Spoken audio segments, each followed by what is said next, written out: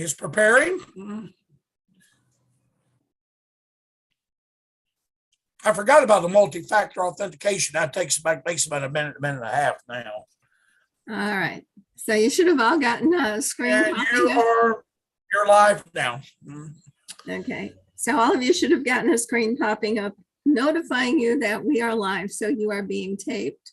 I want to welcome you all here. I'm excited. I want to know what happened in your counties, how you confronted it, what you did, what worked, what you wish would have worked a little better, what you think might solve the problems that you came up with.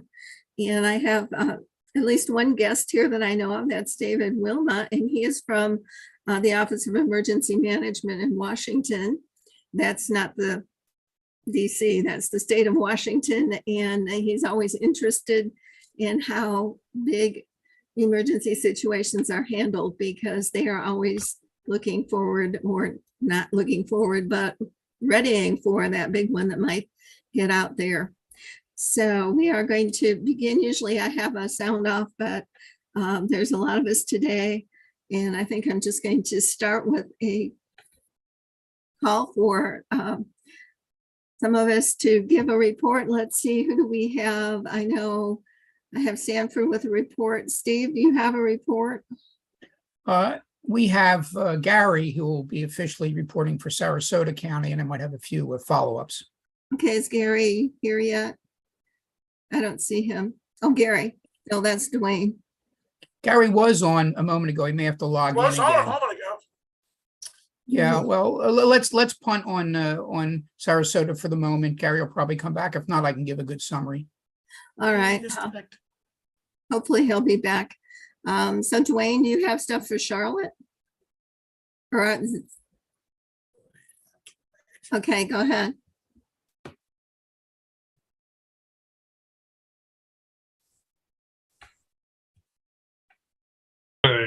Unmute yourself. There you go. Needless to say, it was an adventure that I don't need to repeat in my lifetime. I told my family it was like laying between the tracks when the eye went right over Charlotte County. It was like laying between the railroad tracks, and 1,000 car freight train was going over me while the fire department was spraying me with a hose. So it was interesting. I had my official emergency station on for a total of 72 hours nonstop. And then with the day before, the day of, and the day after. And then Tom was running EOC at the same time.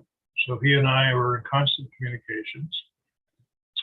I had 4 radios running on different frequencies. We lost our main CC flares frequency because of flooding. And so that made us have to switch to our secondary, which pretty much eliminated our Inglewood and Babcock Ranch people. So that became a real problem. Fortunately, some of those folks out there had, on both sides, had NXDN radios and were able, so I was simul broadcasting, holding 2 microphones, information as we were getting it, both from the EOC. But the one thing I want to say for sure is that Paul, MB9X, I don't know what we would have done without him. He absolutely, I mean, we were supplying the emergency management people with up-to-date information that they couldn't get from anybody else in terms of what roads were closed, where the flooding was going. I mean, we knew 10 minutes before they did that the Myakka River had breached its dam. So it was pretty amazing. And I got to tell you, I appreciate Chuck Johnston, and I really appreciate Paul Toth. We ran a total of 8 days. We did a resource net. We ran 12 hours a day for a resource net, linking people to resources of various kinds. We actually did, for Gary, we did a health and welfare visit. From the time I got the WinLink email till the time that one of our CC Flares people walked into the people's house, it was 32 minutes. And they had that the person call the person from New Hampshire who was checking on them. So we were pretty excited about this, and it was one of our new CC Flares members that stepped up to the plate to do it. Just no question about it. I'll go, he said. And while he jumped in his car, another one of our CC Flares members Googled it and gave him directions via radio so that there was no delay. And he arrived there, and the people were just fine. They couldn't figure out why everybody was worried about him. So it was a little weird. But we had a number of situations like that where we did health and welfare, but that's probably the one where ham radio shined the most. I think we came to the conclusion that it takes a village. Our community here, we have 224 units. We have 95 residents. I'm chairman of our disaster recovery committee and also the communications officer for our CERT team here. I had people on handy-talkies all through the storm. We were communicating. I think the interesting thing was that when the eye went over, of course, the eye of the storm was right on top of Murdoch, where we live. And people were getting on the phone or on the handy-talkies, and they were saying, "Oh, is it over? Is it over?" And I went, "No, the worst is yet to come." And they went, "No way." I said, "Yes, the worst is yet to come because the eye is over the top of us. When we get on the upside of that lie, we are going to see, you think you saw stuff flying through the air? Wait." And so that's, unfortunately, my prediction was correct. Of course, I'm getting all this information from Paul on NI4CE. So we kept them up to date, and we passed 44 WinLink messages during the course of the thing. I think we did have some lessons learned. Some of the lessons learned were that we should have done more of our reports on 213s and 309s. But quite frankly, I ran into a situation where I was filling out my 309 as I was going, and the electricity went out, and I had no clock that worked. I couldn't believe it. I did not have a clock that worked. My phone wasn't working, nothing. So what did I do? I ordered 5 battery-operated clocks from Amazon to put in our Go kits because we had, I mean, in our shelter situation, the special needs shelter had brought in a huge generator. They never tested it. They couldn't get it running. So they had to take all those people and move them someplace else if they were on kidney dialysis. We were giving them information on what roads were open, what direction they could go in. It was just a mess. And then another one of our shelters had a generator, but it only worked in the kitchen. So can you imagine being in there for 3 or 4 days with total black, except in the kitchen? Well, fortunately, we have battery backup, lithium ion phosphate battery backups. So before, maybe 2 hours before the storm hit, I'm running a battery out to this shelter because he already knows he's not going to have electricity. Craziness. Then the roof peeled off the school, and they had to move everybody into the intersection. It just seemed like it never stopped. It was just constant, and I have to tell you, I am so proud of both my CERT team here at Oaks 3 and of CC Flares, because I'll tell you what, you can do all the training you want. You can have all of the preparation that you want, but it's good old common sense that pays off. And the people who had good old common sense solved the problems. Imagine one of my operators was up on a table passing messages because there was two inches of water on the floor in the shelter where he was. I mean, he just pushed the tables together. He and his wife got up on the tables and they moved the radio up there. Finally, we had another one where the county radios would not work inside the building. So on the spot, our operator trained the shelter manager how to use the ham radio so that he could make contacts back to the EOC. It was an interesting experience. And we did learn a lot. There's a lot of things about our go kits that we're going to fix, change.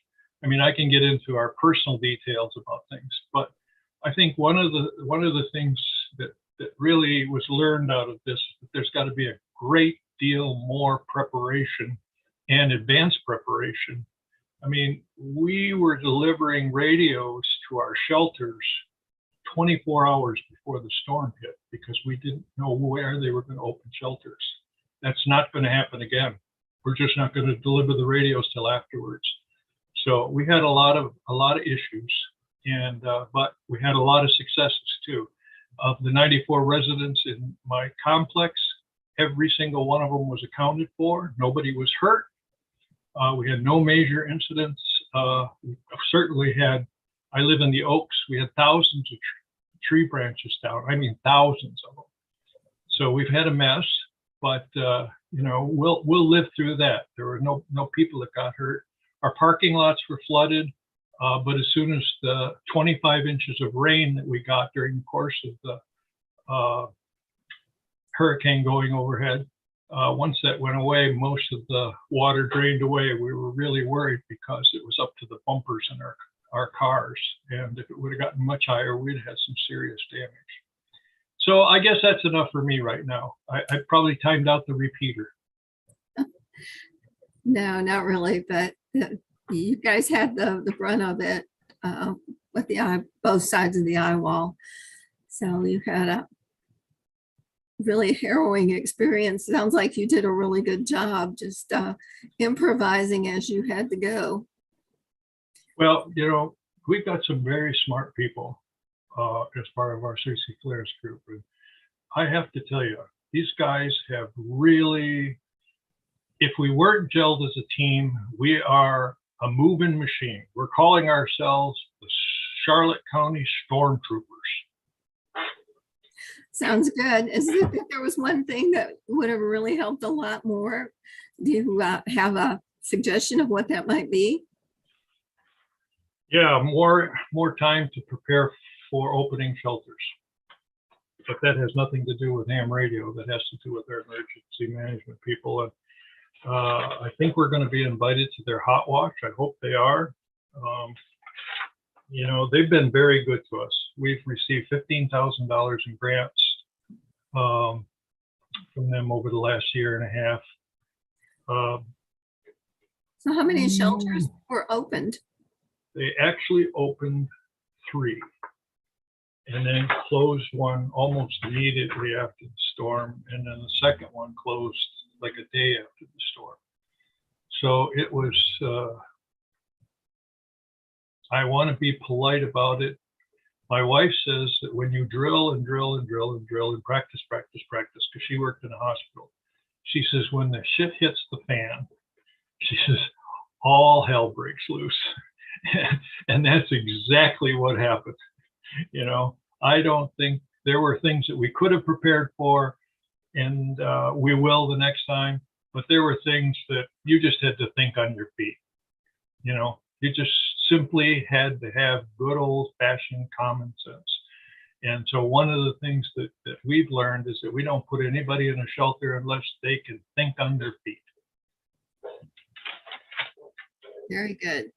All right. Do we have somebody from Sarasota? I know I wanted to hear about the NXD net, but was somebody designated to talk about it? No, Chuck is here. Is he the one that's usually in charge of it? Okay. I can talk about what we did as far as our Sarasota Ag Recovery Group and how that involved as far as the storm. Prior to the storm, we had checked out with Northport because of their amount of animals that they have on the north end of town. A lot of horses up that way. They saw that from their flooding last year that there were concerns with that.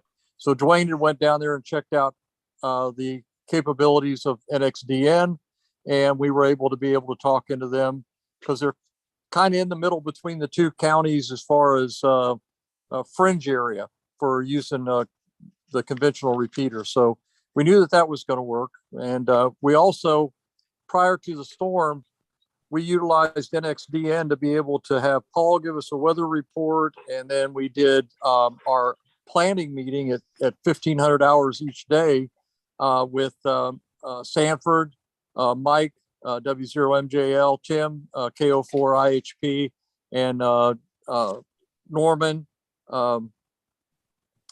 KM4 MEP, and Dwayne. We were all on that, and we're able to have some planning meetings, and we use the NXDN rather than trying to get on any other type of conference call. Worked out beautiful.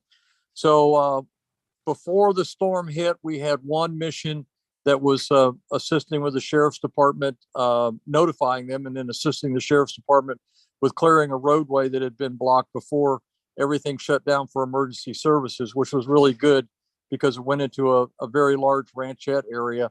And so that was taken care of. We notified the state animal response team early on after the storm that we were in total commitment on our resources. And so that got them to go ahead and pull the trigger to activate their team. And they moved more into the Northport and Charlotte County area to be able to help with that.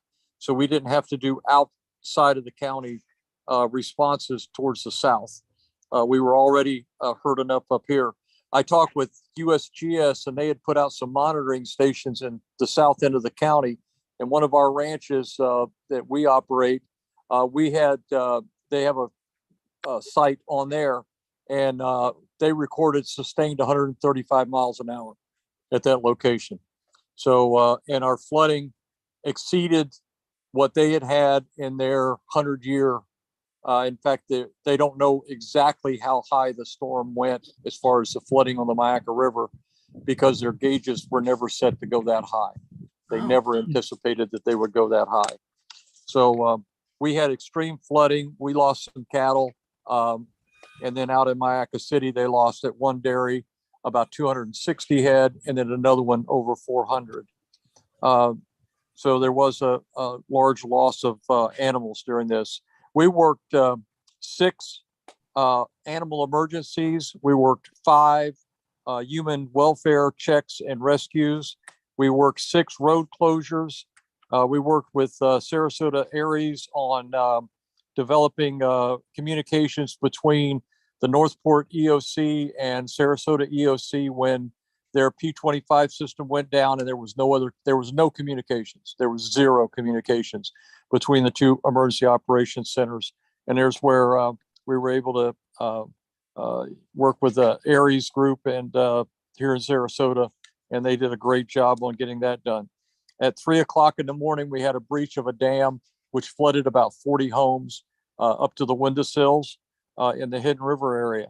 And we were responded to the local church, helped set up a communications point, and ARES responded out that morning as well to have operators go through shifts there as need be. There was a resource staging area in Myakka City that was set up by the Sarasota Cattlemen's, the Florida Cattlemen's, and our group that has a great experience with farmers and ranchers here in giving relief to other states. And they were able to set that up at one of the dairies and provide service to Western Western DeSoto, Eastern Manatee, and Eastern Sarasota counties after the Peace River flooded, because the State Cattlemen's Association was set up at the livestock market. And if you're thinking, gosh, it sounds a lot like High and Dry too, yeah, it does. And we had that set up. Sarasota ARES provided us, as we were working through that operation, with relief efforts with net controllers, and went very, very well. So on that relief effort in the first 7 days, we moved approximately $100,000 worth of feed, fence posts, and hay that a lot of it came from out of state and was donated. Along with the first few days, we had FEMA supplies that Sarasota County shifted over that way to go to their East Sarasota County people. Lots of reports that we had coming in from our people that were transferred to Skywarn, and a lot of that information that was about road closures going into Arcadia and Hardy County and through our Eastern County and Sarasota and Manatee, was through radio operators that we were working with. And let's see. I think that's it. If there's any questions, I'll be happy to take them. Okay, any questions? I want to just a brief comment for Chuck. Did an outstanding job. I had the privilege of running the net, and a lot of the CERT people and a lot of his people are not amateur radio operators, but do exceptions with the emergency communication under the Part 97. They did a great job. I think the future is to make sure that as amateurs, we may have cross capabilities of FRS and GMRS, so we can roll in our CERT teams and some of these other ancillary groups that are not hams, but might have to come up on one of our nets during an actual deployment. Yeah, this is Chuck I've back on got some, here. I've got some additional information too that to add on to Chuck's comments, if I could. Yes, you weren't here. I didn't see you, but I was looking for you. Yes, go ahead. I want to hear your report also. Okay, real quick, Chuck covered everything fine. So he covered everything that we had coordinated with as SRQ ARES. The one thing that we did get the call on was bright and early Thursday morning, right after the storm had passed, that Northport had gone down. Their EOC had absolutely no comms whatsoever. Their generator died sometime during the course of as soon as they lost power. This is at the EOC, which happens to be on the second floor above their city hall in Northport. They also lost their internet and they lost their water main to Northport, broke. So they lost everything. They were completely blind. So I jumped in the vehicle, went down there, and I set up camp right next to their comm center motorhome that they had parked outside running on generator. So from there, they were doing all their dispatching from fire, police, and public service or public works. So we ran comms from there. Fortunately, we have our link repeater system we call SAR1, SAR2. One is in North Sarasota and the other one is down in the Osprey area, and it has a great reach to the south. And that provided a great link where we could put their chief right into the passenger side of my car.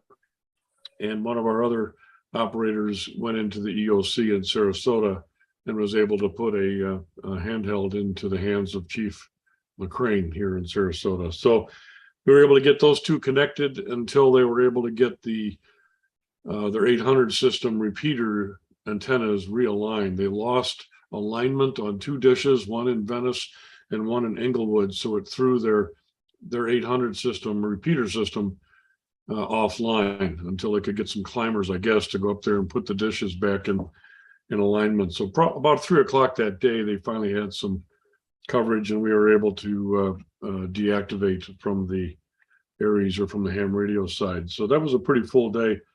Didn't think I was going to make it back up. As Dwayne had commented, the water was starting to come across I-75 right at the time I was trying to float my way back to the interstate.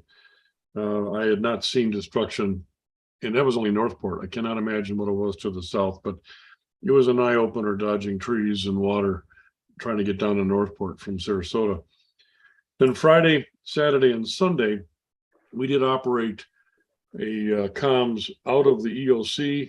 They do not have a radio room, unfortunately. This has been kind of an ongoing discussion as to how to solve this. So we basically sat in the lobby and then we had runners. We had passes to get into inside the EOC. So if there was traffic coming from Chuck or from Sanford or anybody that was operating as net control for what the ag recovery side was doing, we were able to be runners and literally run into the MAC and deliver messages. And that went on quite a bit for at least, I think, 3 days, and including when the levee broke, and we got the phone call at whatever that was, 2:30 or 3 in the morning. That'll get your adrenaline pumping. And we got ourselves activated and got into the MAC and operated from there right up for about 14 hours straight that next day. The The big thing that we tried to solve was that, as you maybe you're familiar, the Red Cross is literally probably a quarter mile, I'm guessing, south of the EOC. And that was where we had our biggest struggle, was trying to get comms from there. So I've worked out now with their comms director, Bill Rhodes, exactly how we're going to solve it. We ended up putting a P25 radio in the Red Cross, so we at least have that going. We now have 2 VoIP BAT phones, point to point, that run over a 5 gig link between the EOC and the Red Cross. And there's talk at the EOC now about maybe dropping a fiber optic cable between them and the Red Cross so that we can set up a computer. They use Microsoft Teams to enter all their information. When it comes to logistics, public service, setting a generator out, setting a bus to pick people up, that kind of a thing. So basically, going forward, the corrective action coming out of their hot wash is that we will operate as what they call a DOC, a DOC, and it'll be at the Red Cross. We'll have a SRQ ARES member there. We will have a Red Cross representative there, and we will have a CERT member sitting there inside what we call Redcom. And they will be able to operate directly and interface with the EOC without having to literally be in position inside that building. So that was a big plus. That's what came out of our hot wash. The NXDN, I'm a convinced NXDN follower now, and thanks to Paul, I now own an NXDN radio right after the storm, because I couldn't believe how well that we had great coverage. It filled in when one of our analog repeaters just wouldn't work.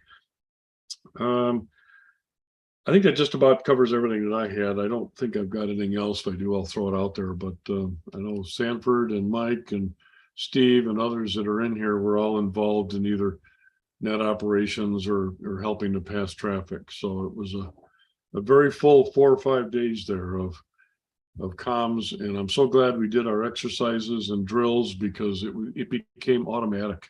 We knew what to do. We knew how to grab our stuff, and we went and we just did it. It was just like another exercise. I do have a meeting with the representatives of Sarasota Memorial Hospital, because we were not able to fulfill adding operators at each of the 4 locations that they wanted us at, mainly because I couldn't get anybody to commit to going in Tuesday morning and being in a lockdown situation until Thursday night. Nobody wanted to do that. So that created a little bit of friction there. I need to work that out with SMH. Part of the corrective action will be to get somebody or multiple people get their technician license at a minimum, so that those that are employees of SMH are literally ready to go. We'll provide go boxes, but maybe they could step up and add the personnel rather than us having to add our limited resources and volunteers. So that's kind of where we're at with that. I'll stop with that point and see if there's any questions. Questions? Thank you. All right. And I see Tom Chance is here. I also asked him to be present and to give us his good and bad points. So Tom, go ahead. Very good. Well, listen, sorry I'm running just a few minutes late, but I just pinged Dwayne and he had done a report. So definitely he is my right hand. So he knows everything, pretty much what's going on. What I will tell you is we were definitely in the eye of the storm. We sat in 124-mile-an-hour winds for about 12 hours. And even though the storm surge was to the north and south of us, the wind damage was definitely extremely extensive. We started Monday afternoon. Just I'll make this really quick, just so that I'm sure that Dwayne covered much of this. We started Monday afternoon trying to recruit. Very much like what Gary was saying, was we were having issues getting people to commit because they were having to handle their own personal situations. So to get somebody to commit for 2.5 days in lockdown is extremely difficult for what I would call people who are purely there on an unpaid venture. Okay. That is extremely tough. The 3 shelters that we did man, 2 of the 3 shelters became a disaster. So it's going to be that 2 of the 3 had the roofs removed. Water was coming in. You could see daylight and skylight and moonlight through and rain through the roofs of these different shelters. So they were many of them were breached except for Babcock Ranch. But we did provide several of them had comm issues. We actually had to help communicate an evacuation of one, also help on communications for health and welfare, and also people who were on dialysis and not dialysis in the special needs shelter. So it became, they were coming to us from the EOC for comms into these shelters. Many of the comms went down. 4 of the 7 county towers went down. So the P25 was disabled throughout the storm, especially on the second half of the eye. The second half of the eye did tremendous damage to the commercial or to the county government towers.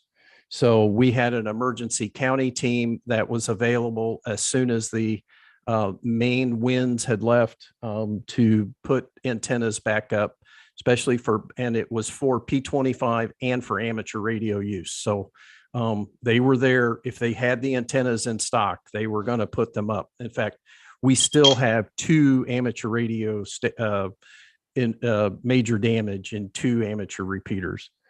Through the middle of the scenario, or the middle, I call it a scenario, in the middle of the we lost our main comm coordination system, both VHF and UHF, which is the WX4E. It all went offline.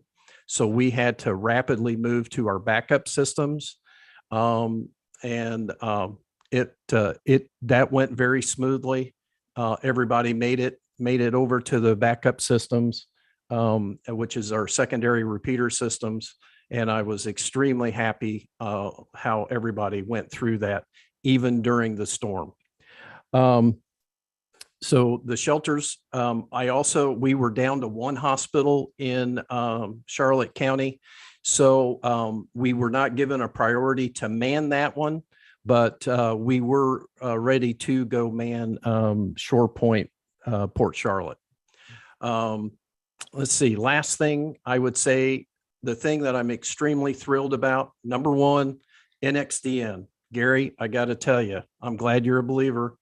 I was getting better weather reports from Paul than the weather reports. I was actually during the weather sessions to the EOC, which was every 6 hours, and every briefing that I went to, Paul's was much more accurate.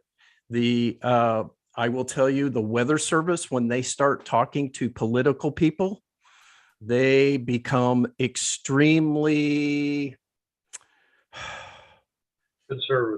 conservative. Exactly. That's the term. And they were only getting updates every 6 hours. We were giving them updates every hour from NB9X, right through NXDN. That was a lifesaver, I will just tell you. And so things that we're going to do with Paul and the National Weather Service is a complete plus. Number 2, so they're, the EOC is going, where are you getting this information? And I said, the National Weather Service.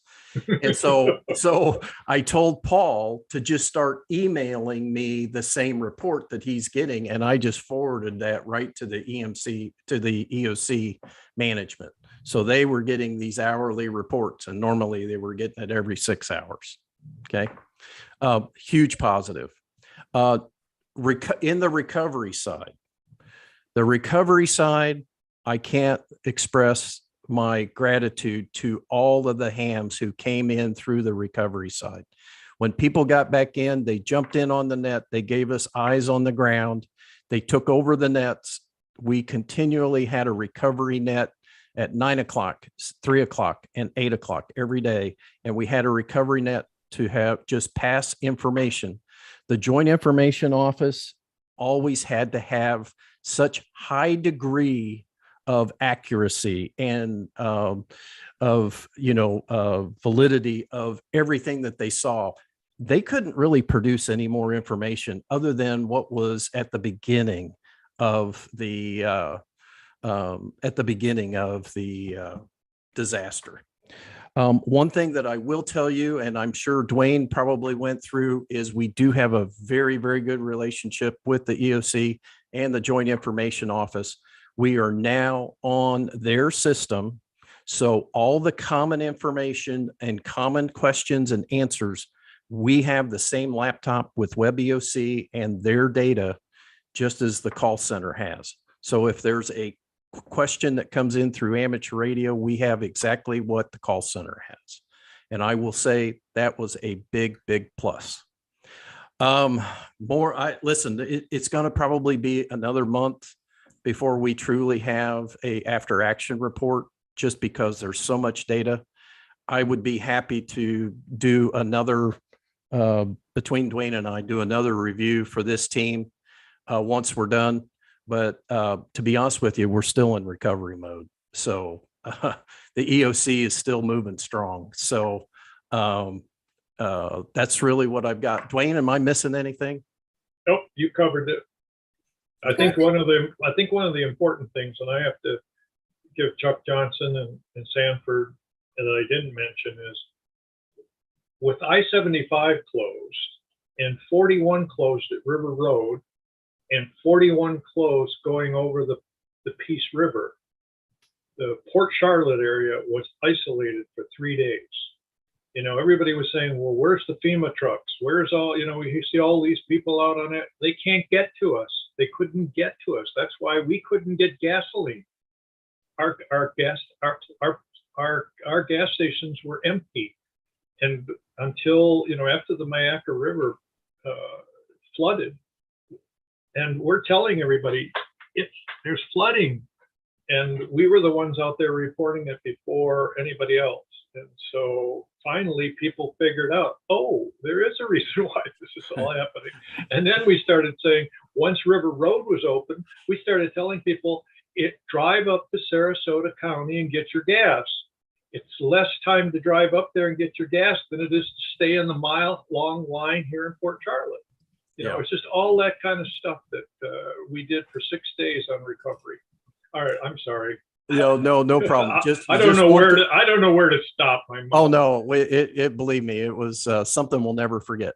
David, you had a question. Just please invite me to your more formal after action. This is tremendously useful, and this information will save lives at our end. Thank you. Well, listen, thanks, David. Let me also say, I'm anxious to present this to the county. I just will tell you, as you guys know, we've garnered an excellent relationship with them, and I can't wait to present some of this stuff to them. So that, number one, I tried to work with the Joint Information Office on getting them more eyes on the ground information, similar to what we do in Skywarn. They couldn't handle the data. It was just coming in too fast, too furious. It needed to be groomed before they could really take it. So those are the other things that we really saw that were one of the reasons we couldn't get gas. Number one was couldn't get the gas to the stations. The other one was a lot of the gas stations had no power. Just to kind of give you a fact, after the storm rolled through, of 124,000 people that are part of FP&L, 2,000 had power. Okay. But I got to give you, FPL was there at a moment's notice, and they brought in, 27,000 to help repair. It was unbelievable. So anyway, that's the end of it. Any other questions from anybody? And Chuck, believe me, between you and the group, the ag group, we were listening to you all the time. So. Well, just that was one of the great things that we had, was a lot of people out there in the field, and we've always said we're kind of the field unit out there, but we were the eyes and ears, and Paul had brought that up, that we were getting more information to him than he could have ever thought that we would have had. And because we had people out in the field, and that group of ham radio operators that we have as our core, we exceeded well out of that. And I just wanted to talk about one of the things of, if you have a CERT group or someone like that that doesn't have everybody as a ham radio operator, but in our instance, we lost everything. We lost internet. The internet provider out here in the rural area, they actually had a problem. Sanford could answer you more about what happened with that. But we had no internet, we had no cell phone, we had no ability to do anything, no power, totally cut off. In ham radio, we were 100% connected with that. And we had written a protocol and trained people in a protocol that if we were in a national declared disaster, state declared disaster, local declared disaster, no communications, that this is what we would do. And it was that pre-planning that made it to where we could operate. And as Steve alluded to, by putting a licensed ham operator always in that key position as a net controller, it was orderly, and we moved emergency traffic right through hour after hour after hour. So thank you very much for all the support that we got. Great, Chuck. I really appreciate that. Listen, Chuck and Sanford, Dwayne and I were listening to you 100% of the time. So it was very, very uplifting to just, hear what's going on. For one thing, we really didn't have any good eyes of the flooding that was going on in North DeSoto County. I mean, we had some ideas, but especially there, East Sarasota, east of 75. So thanks for being there. All right. We haven't heard from our inland counties, but I am getting to you. One more person before I go inland is going to be Sanford. And he has a few experiences. I know he was furiously running things to the second floor as water was encroaching in his living room and trying to drown his cat. So anyway, let's hear from Sanford for a minute.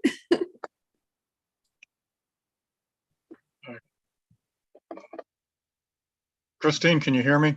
Yes, I can. Okay, I sometimes have trouble turning the microphone on my cell phone. Yeah, a couple of takeaways that I found after I got flooded here, and I only had 20 minutes to get everything to it. It's still that way. I've still got some wet areas in the house, but I have luckily 2 or 3 sofas, got everything on top of those, everything, kitchen table full, spare bedrooms full of stuff, and one of them has a cat on it. But anyway, I lost power about 8 o'clock at night. And shortly after that, I had a flashlight and I was going to go look outside, see what the water was, because I have seen water up in my backyard before in rainstorms. And just as I was headed out to the back door, water started coming into the ham shack under the wall. So that's when I said, well, I think it's time Tim, KO4HP, take over net control here, because I'm going to be without anything here in just a few minutes. So Tim took that over for me, and I appreciate that. It worked out really well. We had already assigned myself as net control, but we had 2 alternate net controls, KO4HP Tim and W0MJL Mike. And we also got some help from Sarasota ARES. Steve was able to pitch in there, and he helped out quite a bit. And it was nice. And like Dwayne says, we had a lot of people that are able to think on their feet. And that is an important aspect. When you start having what we used to call the proverbial fire drill at the stoplight, some of you that are old enough know what I'm talking about. Everybody jumps out of the car, runs around the car, and gets back in again. It's just kind of like utter chaos. But like Dwayne said, there's the people he had in Charlotte County and people we had up here in Sarasota was the CERT teams, SRQ ARES, and the SARG ag group. It was just like watching a well-oiled clock, and it worked out well.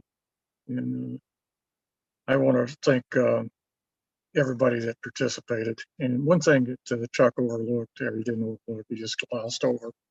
He was asked by the Chief McCrane, our emergency manager here in Sarasota County, to go for a ride in the Sheriff's County helicopter to do a county assessment, which he has much experience in the fire services as incident commander all over the United States. And he was chosen for that task. And he did a great job in giving them some accurate feedback to the EOC and eyes on, as we call windshield observations.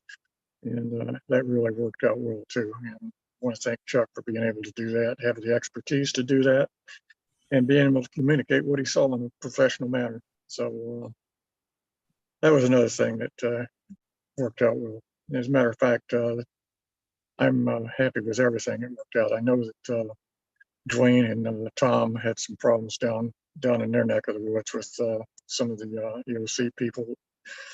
Anyway, as Gary said, now he's getting a good relationship with the EOC, and that system, that 800 system that said would never fail, guess what? If it wasn't for the hams, they wouldn't have had a system. So anyway, that's about all that's all I wanted to say. Does anybody have any questions or any comments? It takes a village, they say, but I'm saying it takes a village with a ham radio operator if you really want to be successful. I agree with you, Dwayne, 100%. Yep. And it worked out well. So I haven't gotten any reports from Lee County. I used to be, if I hadn't lost my antenna, I can get into the Lee County repeater from here, and I don't know if Dwayne and Tom can or not. But I know they suffered a tremendous loss down there. My sister lives in Lee County. She lives quite a bit inland, and they had no problem whatsoever. But I had some friends that lived on Fort Myers Beach too, and one of them's not with us anymore. So he was an old shrimper that lived out there, and he says, I'll just get in my shrimp boat and ride her out. Well, they found his shrimp boat up in the mangroves about 3 miles inland. So anyway, that's my story, and I'm sticking to it. And thanks everyone. Yep. Thanks, Sanford. And thanks for being there, Sanford. Yeah, this is Tom. So we were getting some reports from Lee County.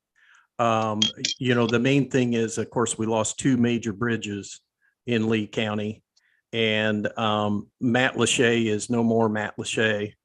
So it's been kind of wiped off the map. They have already deemed to rebuild it, but it's been lost. But just tremendous damage, and I'm sure you guys have all seen it on the news. But yes, they took the storm surge and tremendous flooding there and tremendous damage to the boat and marinas, boating and marina areas. So yeah, I wish they were on this particular call because they took a brunt of a lot of the storm surge. Okay, now I still want to talk to Hardy and Highlands because they were inland, but they did have some really serious incidents go on, especially Hardy because of the confluence of the rivers down there and the flooding. And we also have Hillsborough represented here. And I know they braced originally for the hit, and then they turned out to supply a good bit of support because they were north of the damaged county. So I do want to hear what they did in order to help. I think, didn't you set Clayton down with some of your equipment to help while the storm or the damage was at its worst?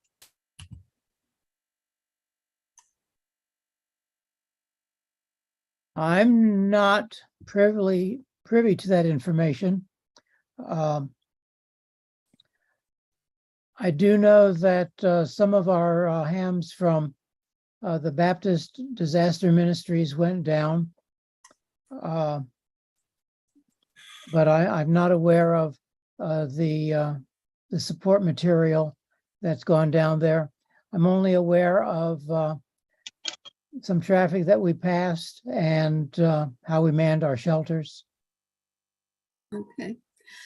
All right. I thought I heard someone say that Clayton had been, what's the word, sent down there, deployed. That's what I was looking for, deployed to help with some of the damage and to give some extra help down there. But all right, so let's look at our inland counties. And then I have Pasco in my county, which is Polk. And Pasco probably, I don't know what kind of damage if they had. I know Polk had very minimal, but I'm going to go to, I have, where's my Highlands guy?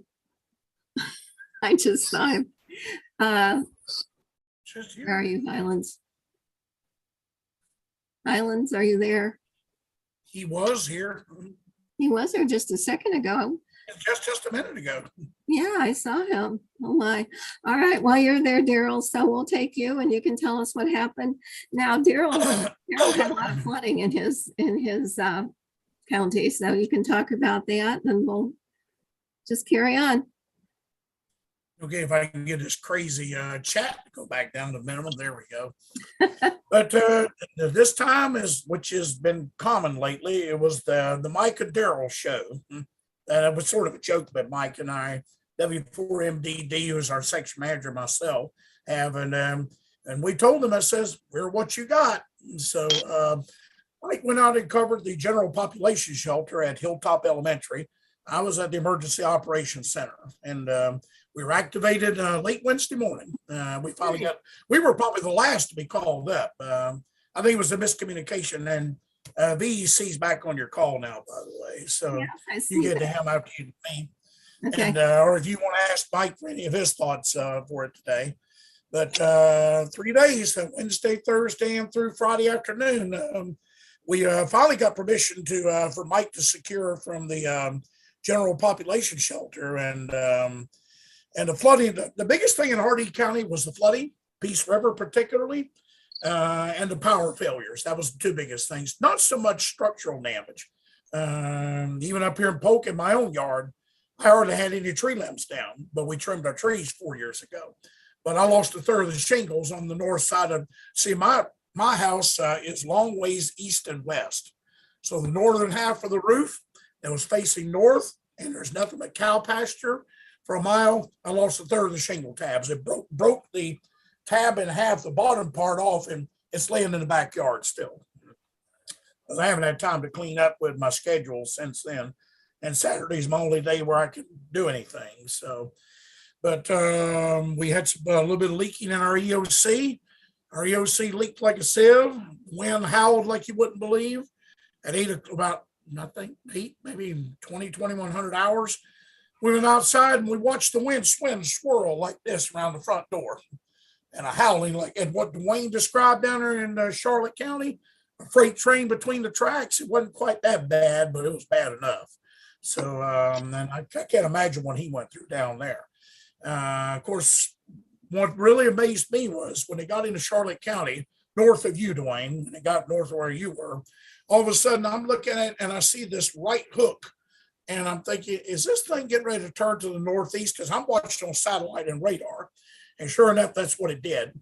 And then it went through the eastern side of DeSoto County and it crossed right through the guts of it, went through Highlands County. We lost her, in my opinion, and I'll state this now. During Hurricane Irma, we had 3 internet providers at our EOC. We had CenturyLink, we had Rapid Systems, we had Comcast. And CenturyLink was the only one that survived because it's fiber underground all the way from the EOC to the central office. And so we never lost internet. Well, we had a couple of brief outages. The county commission got rid of CenturyLink over money. Well, when it came to Irma, we lost Rapid Systems about 18-30 hours when the wind came up, because that's 802.16. It's a WiMAX provider. And then the lines came down from Comcast, and we had no internet service after about 2,300 hours on Wednesday night. At one point, I had to call the state EOC on SARNet and advise them that they couldn't participate in a video call. They had no internet at all. And thankfully, our generator stayed up. In Highlands County, I have a report I get on that situation. They weren't as fortunate as we were. But they were working on our EOC Wednesday night, Thursday, and Friday to the middle of the day on Friday on Verizon MiFi hotspots. That was the only internet they had until Friday afternoon when Clayton, KJ4RUS, the EC for Pinellas County ARES, who is an EM coordinator for emergency management. I forget the name of them now. Someone will have the name of it, I'm sure. They're portable carts. They have a contained generator, and they use Viasat, the same internet provider I have here at home, satellite-based internet to provide internet in a local area during an emergency. And our EOC got its internet back through that source on Friday afternoon. So for almost 48 hours, we had no internet access at all. If it had, thanks to SARNet, and we could have gone HF in my truck if we'd had to, because we still don't have an HF antenna. We lost our repeater, of course, because the power died at the site. And Mike and I communicate on simplex. That's how we talked. And I used my Go kit on the lower antenna on our building to talk to him, and use the upper antenna that's on the tower to communicate with SARNet and listen to NI4CE and get information. And of course, at times we were asked by Highlands County to back them up to the state EOC at one point. And I think that was early Thursday morning. So the flooding was the biggest issue for us. We were, I think, at 99% power failure in Hardee County early Thursday morning. The city took longer to get power back. They're under either TECO or Duke, believe it or not. The rest of the county is under Peace River Electric, and they got their power back quicker. But I want to thank those guys, those linemen, those crews that came in. It was unbelievable. Even here at my house, I got power back Saturday afternoon, 68 hours after losing it. And most of Hardee County had theirs back up in 5 days. Our hats off should go to them. But the city of Portland actually brought in personnel to augment emergency management on Friday. They came in with a trailer. Of course, National Guard came into the county, and and helped out quite a bit. But I want to thank Mike for his hard work. He was up there and he covered for me at the EOC when they asked us, okay, Friday afternoon, we just need you for 12-hour shifts now during the day from 7 to 1900. I had to go back to work Monday. So Mike covered for me until, Mike, when was it you finally got relieved? On Tuesday, I think. That was your last day? I think it was Tuesday. Thursday. Was it Thursday? Okay. And so Mike did the remainder of the day on Friday. I was done at that point. I was not resting well, and I was just getting loopy. I had to go away and crash for a while. And so he did the Saturday, Sunday, Monday, Tuesday, Wednesday, Thursday shifts there at EOC. And they didn't really use us, but they were scared they were going to lose communications again. It shook them up, and it shook them up really bad. And so they asked, and I want to thank Mike for him filling in for that when I had to go back to work in Polk County as a network manager at an elementary school outside of Winter Haven in Eagle Lake. I had to go back to work Monday. So he was able to cover that during that period of time. So, Hey, Daryl. Yes, ma'am. If I could cut in for a minute. I have a message here that Pasco has information on how Pinellas was helping, and he wanted to let Ken know and to let us know how they helped with the recovery down in that area. So as soon as you're done, he's going to come in. You mean Clayton? Is Clayton on the call? No, it's Tim Cunningham from Pasco, but he's going to talk about how Clayton helped out. He has because I was there at EOC when he got there, and and Mike had come over too, and at that point, yep, and we watched him bring that online. It was pretty neat, pretty nifty little deal that they got several of these units that and they were in dire straits, and there is a new EOC on the drawing board. I saw the blueprints during the storm. Amazing, county manager showed them to me. It'll be on the south side of the courthouse. The county owns that entire city block. It belongs to them. So they've already done a site survey. They've already got plans drawn up. It'll be quite nice when it's built. We're going to get a tower on the building and a nice radio room. So they remembered us, but they would have been up the creek 2 or 3 times without us. And Mike was able to give them some shelter reports and confirmations a few times when they really, really needed it. And we filled in the state EOC with communications on a number of occasions. So, so I thank Mike for his service, I'm just glad we had an opportunity to serve, and that's pretty much my report. Of course, our repeater's down now. I think we had some latent antenna damage that showed up after the fact. So as soon as I get the key, I got to get in there and find out what happened to it. So anyway, that's my report for what it's worth. Okay, so Tim wants to come in from Pasco, and he's wanted to talk to Ken or give him some information. And then I think I maybe cut Ken off, which I didn't mean to, if you wanted to talk about what you did shelter-wise. So Tim, come on in and you can give the information about how Pinellas or Hillsborough helped out.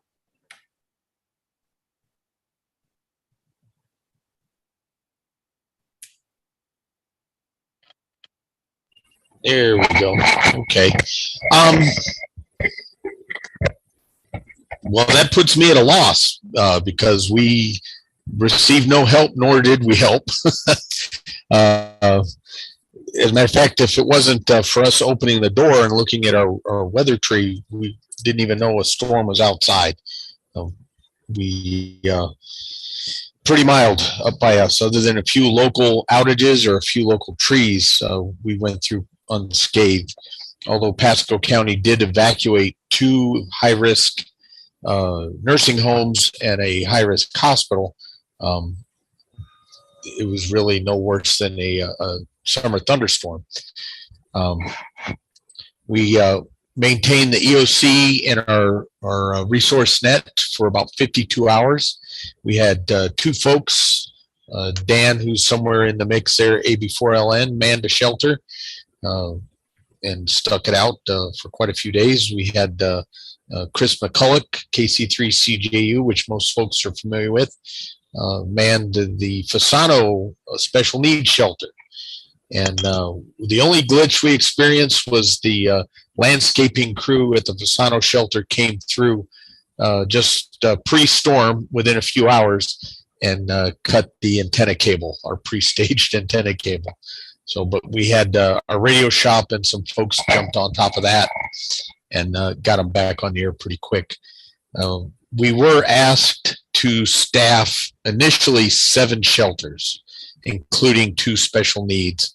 All we managed to do was the 2. Sort of a disappointment, but we understand volunteerism. That's where we were with that. We did put out a request early on through our EOC and the SWIC and ARC Thames to get that started. When the cone and the track had it coming up Tampa Bay and possibly even Pasco, since that diverted farther south, we don't know where that went. Matter of fact, the storm was almost over and we were hours from being demoed before our logistics people came in and asked us about that. We said, well, we don't need it now. You know, it was something like 48 hours that took to get processed. So all in all, everything went smooth for us. We use the experience for training, for working out kinks in hardware through our resource net. We had 33 check-ins throughout most of the storm, plus or minus, 5 or 6 here and there, especially in the wee hours of the morning. It did cover all 4 corners of Pasco County, and we were able to get good neighborhood reports almost any time of the day or night from the same individuals. They managed to stay on the air the whole time. Unfortunately, they were sort of anticlimactic. We trained for these, and we want to see gray skies, but besides a few twigs here and there, it really wasn't bad for us. Hillsborough County, and this references SARNet. We end up just turning it off after hours of listening to the SARNet net control officers ramble on and on about QRM. And honestly, it was their rambling that was more QRM than the kerchunking. And once the Tampa repeater was disconnected, we saw a need for it, so we just shut it off. The next Friday, though, was I was released from the EOC Thursday, went home, got a nap. I had to stage a rescue mission into Cape Coral, where my 85-year-old father lived. His house had flooded and had roof damage. Individually, SARNet worked out quite well. I was able to contact Ham on SARNet down in Cape Coral, learned all I needed to know for the trip down there. I headed south, got past Sumter Road, which you could see was already closed, hauling 100 gallons worth of fuel, by the way. And that once I got into Cape Coral, pulled into a gas station, stretched my legs. Once folks realized I had fuel, the situation got ugly. I ended up having to, me and my brother had to pack up and get out of there quite quickly. On the way home, a few hours later, not having internet, not having cell service while down there, I didn't learn of the I-75 closing until too late. I don't know whether the state was lacking or just the fog of war. The only warning that anybody who was already on the interstate received was a one of those light up text signs that just said congestion ahead. Nothing more than that. Am I still being heard? Oh, there we go. Yep. Yeah, just congestion ahead. That was our only warning. So a normal 2.5 hour trip was almost 10 hours. The oxygen, my father's oxygen ran out. Of course, his diaper capacity ran out. And but using the NI4CE system, again, kudos to Paul Toth, NB9X, got a hold of him. I was in Port Charlotte, just north of Kings Highway. Was easily able to make the Verna repeater, got Paul in Pinellas. He hit the interwebs and found me some back roads, because every other major road that was being suggested was flooded and closed. So utilizing his help, was able to navigate some back roads, even had to ford some flooded roads, made our way back onto the interstate and made it home. So that worked out. I got to note something about Pinellas and how they helped. Nobody's reached out to me yet from Pinellas or the Pasco EOC, but I do have a note from one of the emergency coordinators that we work with in the EOC. I guess there's some fillable 205s that Clayton has worked out, along with our emergency coordinator too, Steve Smith in the EOC. So as soon as I get eyes on those, we'll certainly try to share them with everybody else. So, and that was our experience. So, I think the scariest thing we had to suffer with is went outside to grab a nap in my truck, and the window shook it a little bit, so I went and slept inside. And then our final blaze of glory, I guess you could put it. It was Thursday morning at about 12:30 a.m. Emergency coordinator or emergency manager came in and asked if I could get a hold of any of the southern counties. So we decided to use HF with a brand new wire antenna that hadn't really had a bunch of testing. Although we'd spent most of the day checking into the National Hurricane Net and the local ARES nets and had no problem. We decided to go on the shares frequencies and send some WindLink. And by golly, we triggered the fire alarm at 12:30 a.m. While A shift was sleeping during the lockdown. Not once, but 4 times. So next morning at shift change, the A shift managers came in and gave us a good thumbs up. So that was a lesson learned, to test new antennas, before the gray skies. So that's all I have. Okay, thank you. And I know we're running a little over. I did want to hear from Mike down in Highlands County. They did get a lot of action, not as much as our coastal counties, but they had part of that eye wall coming over. And I remember I was doing a net on PM, and someone came in saying, we have really high winds right now. It's really high. And it's like, I had to come on and say, yes, you are having extreme wind warnings, because they were having part of the eye wall go over down there. And that was pretty scary. But where'd he go? Mike, there you are. Okay, I want to hear what happened in Highlands. Give us a report.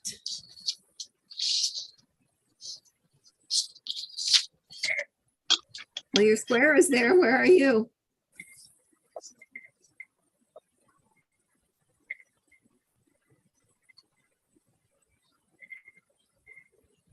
Mike, are you there?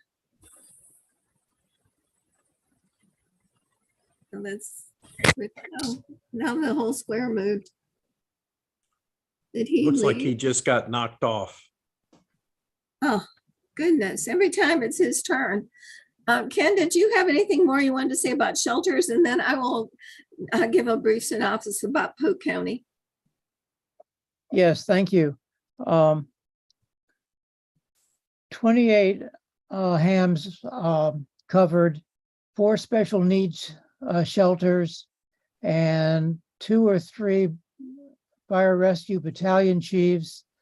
We did not cover any Gen Pop. Total hours of these 28 people came to a little over 1,700 hours of donated time. We deployed on Monday afternoon and covered all 4 of the special needs shelters. During the course of the storm, there was one event where the radio club at St. Joseph's Hospital needed an ALS ambulance transport with large enough to hold an incubator for a little child that needed to go to St. Joe's Children's Hospital. And they were not able to raise EMS through phone or internet. So EOC was, our operations center was contacted.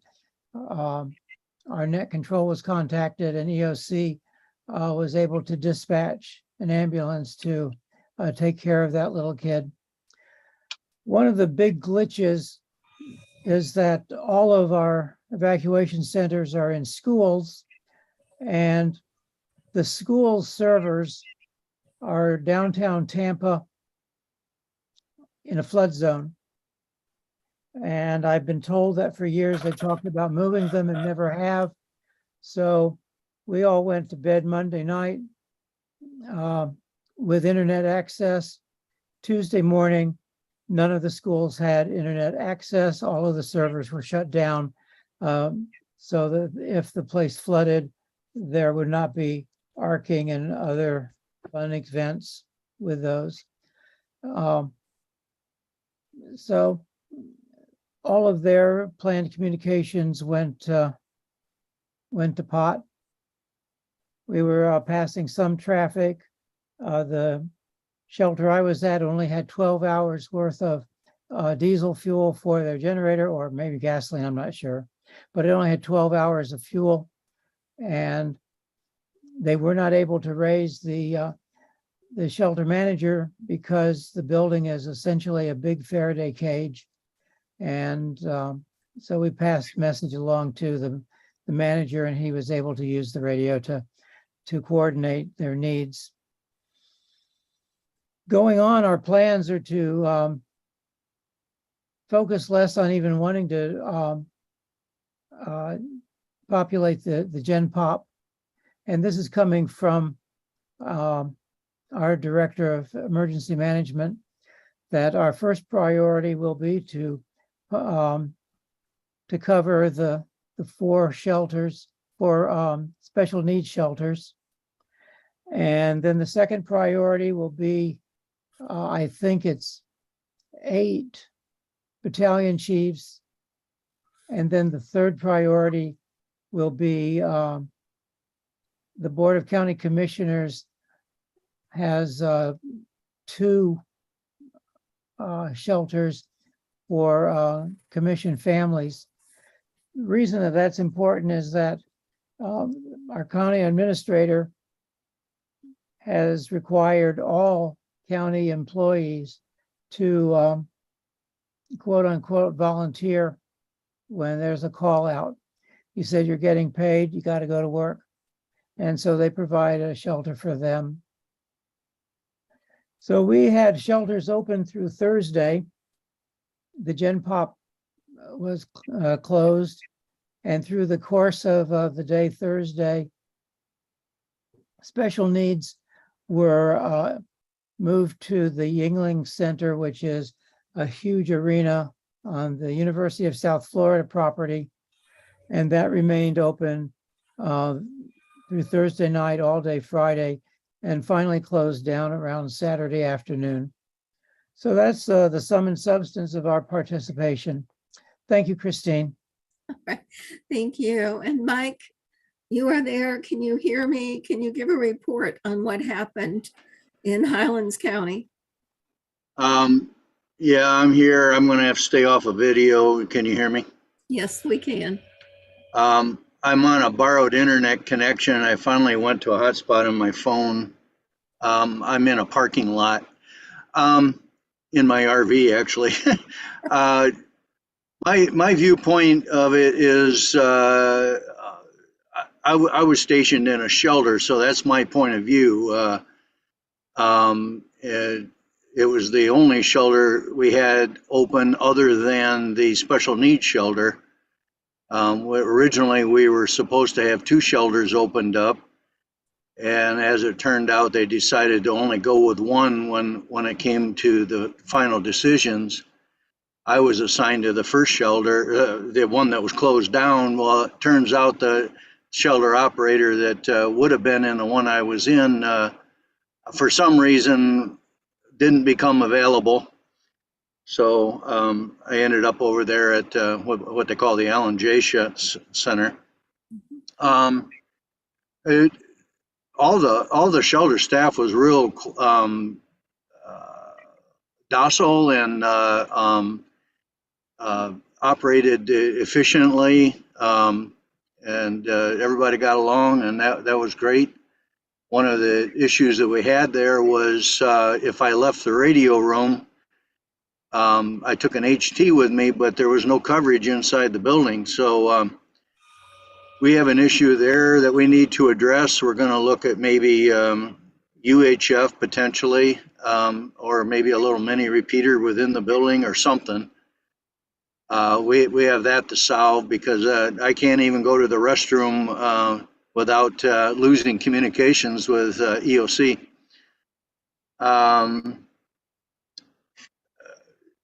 Special needs shelter at one point in time lost dialysis, I guess, and they needed to get word to the health department. And I'm kind of jumping ahead of the story, but that occurred during the time that there was no communications with the EOC at all, because phones were down and so the cell phones they were working didn't work, and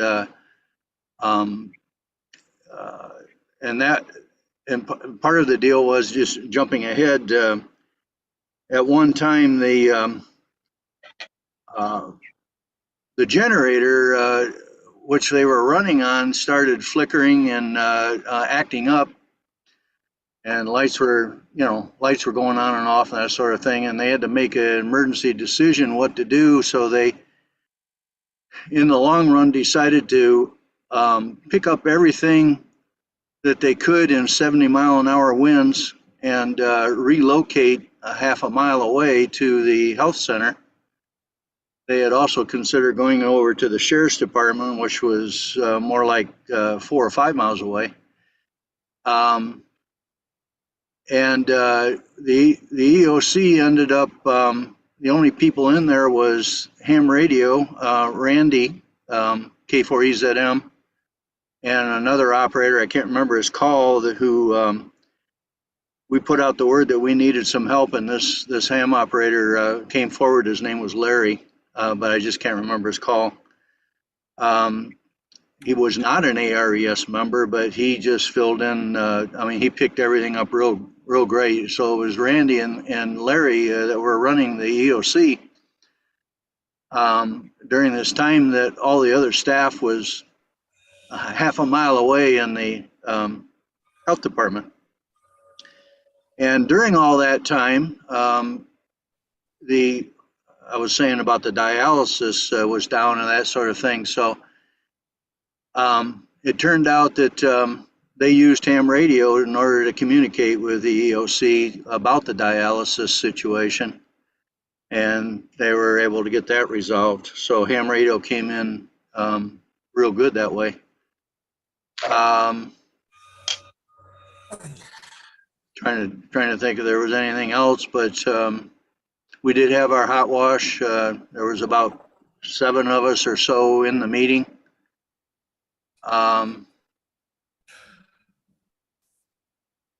At one time, the emergency manager poked his head in the door over at the EOC and told Randy, K4EZM, that says, "We're leaving now." He says, "You're the only thing we got for communication." So kind of made Randy proud.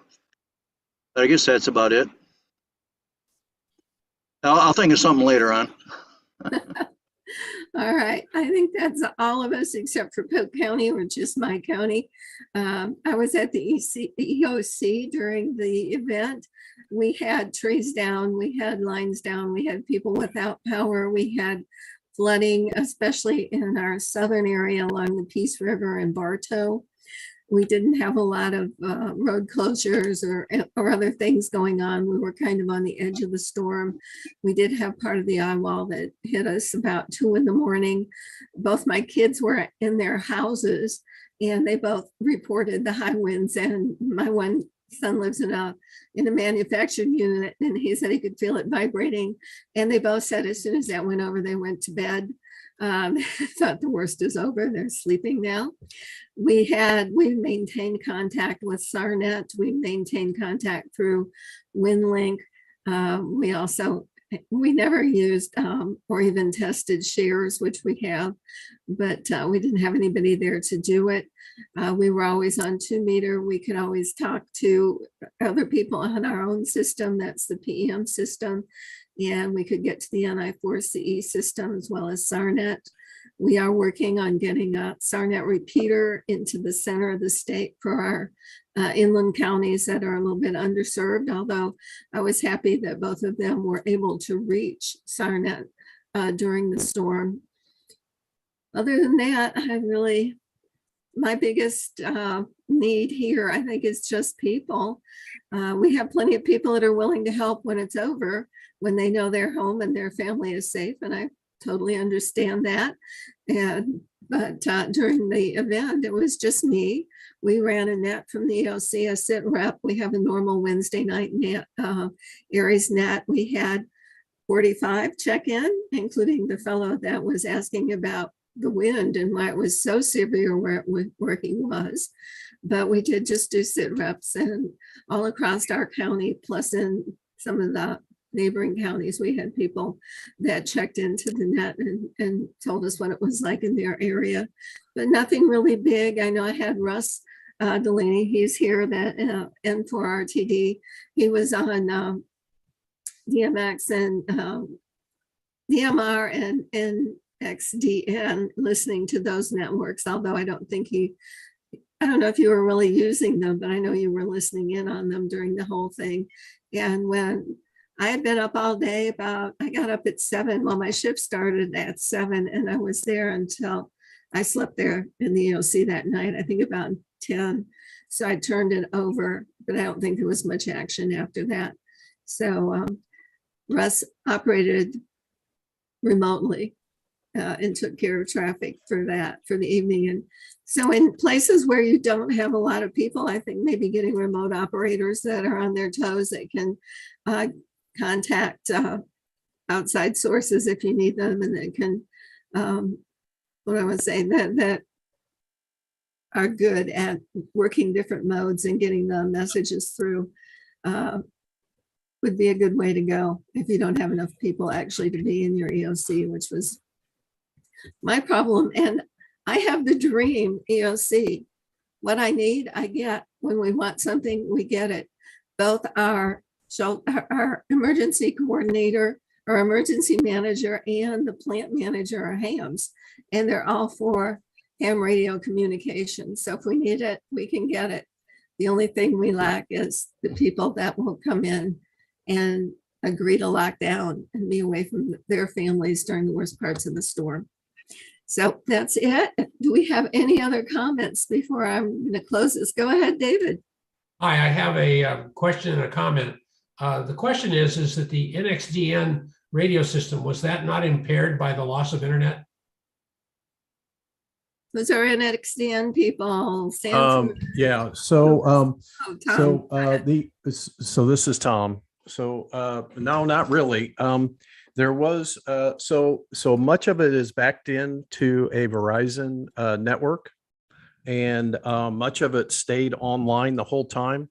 We did have a few temporary outages between Charlotte and the NXDN router, which is called NX Core. The NX Core sits out of region, and we actually were pretty successful. The thing that is so nice about the way it's been designed to date is that if we do lose the link, we don't lose the whole system. So just case in point, we lost the link between Charlotte and the NX Core. We were still able to communicate completely within Charlotte County through that one repeater system. And Sanford and Chuck were able to still keep on going with the Verna site. So when it came back, we were online. So we had a small outage, but it was extremely small.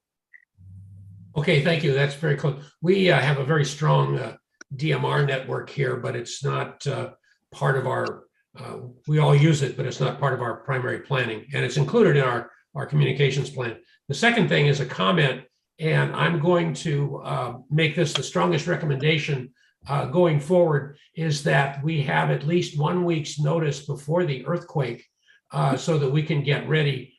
You all are very, very fortunate in that that you had this heads up coming, and that the utility crews could get ready, that they could start to position supplies and that sort of thing.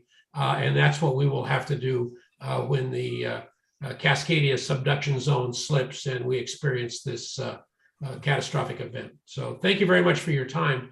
This has been very valuable, and maybe I'll talk to some of you in the future. So David, one last thing on the NXDN. The NX Core, Paul and I take care of it, and it sits out of region, and we thought about that. And in this case, it being out of region, meaning out of the Florida area, was actually a positive, because if it had been, most likely it would have totally gone down. So we're glad that the NX Core switch for all the repeaters was actually out of the region. So that very interesting.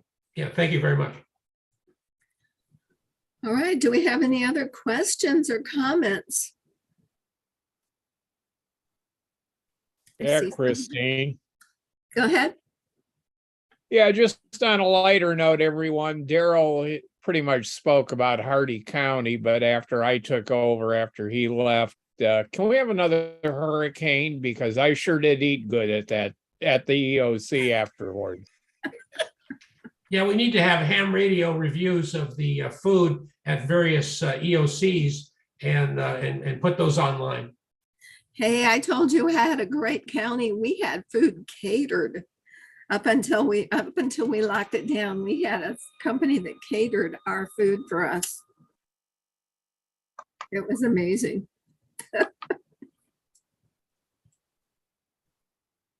All right. Any other comments? Any questions? Anybody want to say anything? You're welcome to jump right in. I'll end the live stream when you're ready. All right. Well, thank you, everybody, for being here. This was most interesting. Thank you, Daryl, for running it. And you all have a